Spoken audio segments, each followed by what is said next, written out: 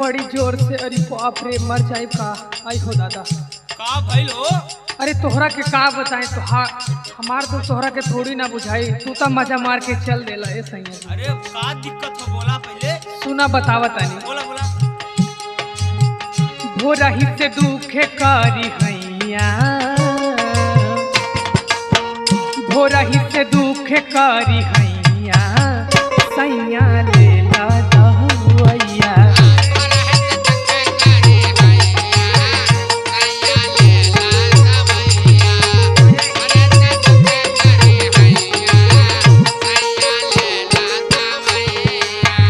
भोरही से दुखे करी हैया, सैया लेला दहुआ।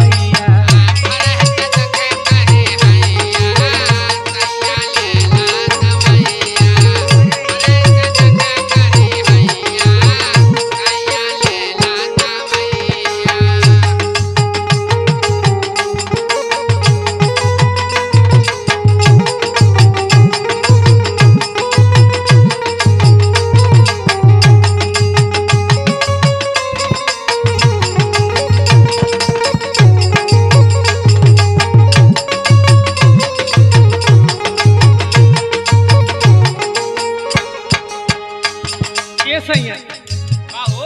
अरे का बताएं तोहरा के, जल्दी से जा हो। हां ई तो तोहार रोज का नाटक हो। अरे हमार नाटक बा।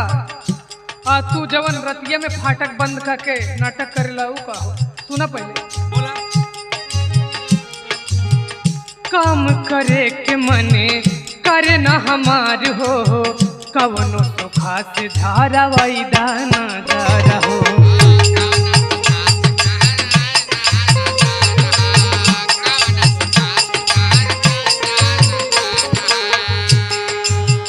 काम करे के मने करे ना हमार हो, कवनो तो खास धारा वही दाना जार हो। ये तोहार भरम हो। अरे हमार भरम है। हां सुना। रतिया में आवे ना हैया, रतिया में आवे ना हैया, सैया लेला दहुआ।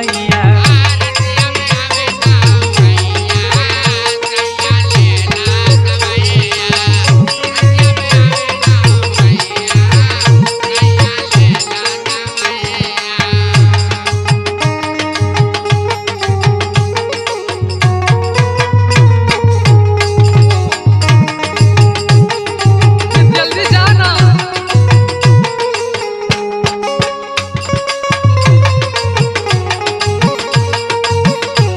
बड़ा निर्दयी बड़ा का।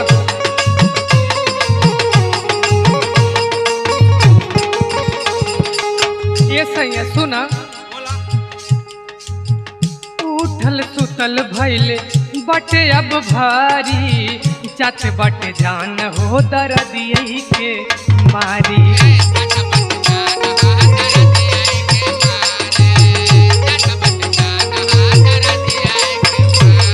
हाँ उठल सुतल भइल बाटे भारी, जात बटे जान हो दर्दियई के मारी।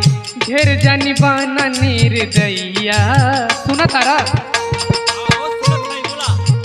ढेर जानी बाना निर्दयिया, सैया लेला दहुआ।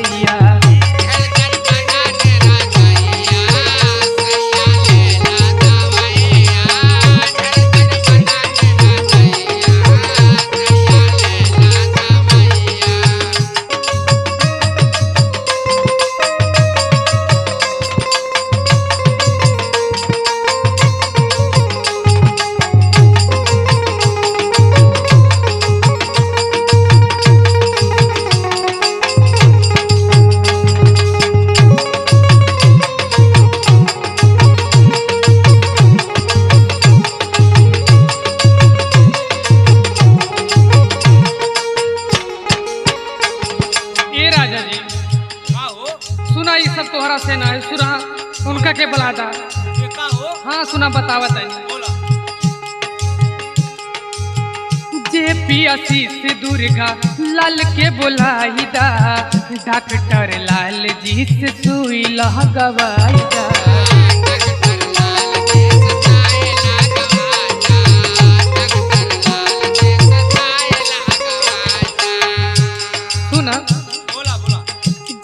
आशीष दुर्गा लाल के बुलाईदा डॉक्टर लाल जी से सुई लगवाईदा। ये लोग तो का बिगड़ले हम। अच्छा सुना पहले, बोला ढेर न बितावा अब समैया,